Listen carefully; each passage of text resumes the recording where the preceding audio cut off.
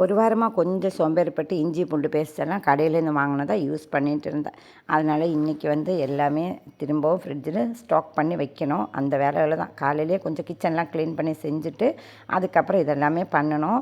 நேற்று Indian grocery ஸ்டோரில் போகும்போது கொஞ்சம் மண்டை வெல்லம் வாங்கிட்டு வந்தேன். 2 பீஸுன்னு தண்ணியில் நல்லா பாயில் பண்ணி வடிதட்டி ஃப்ரிட்ஜில் வைக்க போகிறேன். ஏன்னா நாளைக்கு ஏதாச்சும் பலகாரம் செய்யலாம்னு சொல்லிக்கிட்டு தான்.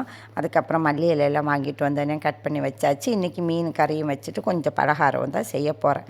மொத்தம் இஞ்சி பூண்டு பேஸ்ட் அரைக்கிற வேலையில் பண்ணிவிட்டு அதுக்கப்புறம் பூண்டு நிறையவே நான் ஸ்டர் ஃப்ரை பண்ணுறதுக்கெல்லாம் யூஸ் பண்ணுவேன். அதனால் அதுவும் கொஞ்சம் ஆயிலெல்லாம் சேர்த்து மின்ஸ் பண்ணி ஃப்ரீசரில் அந்த மாதிரி பாதி பாதியாக வச்சுடுவேன். இதெல்லாமே ஒரு 2 மாதத்துக்கு தாராளமாக யூஸ் பண்ண முடியும். அதுக்கப்புறம் சில்லி பேஸ்ட்டு இனிமேல் தான் அரைக்கணும். அதுக்கு இன்னும் சில்லியெல்லாம் கழுகி வேக எல்லாம் வைக்கல.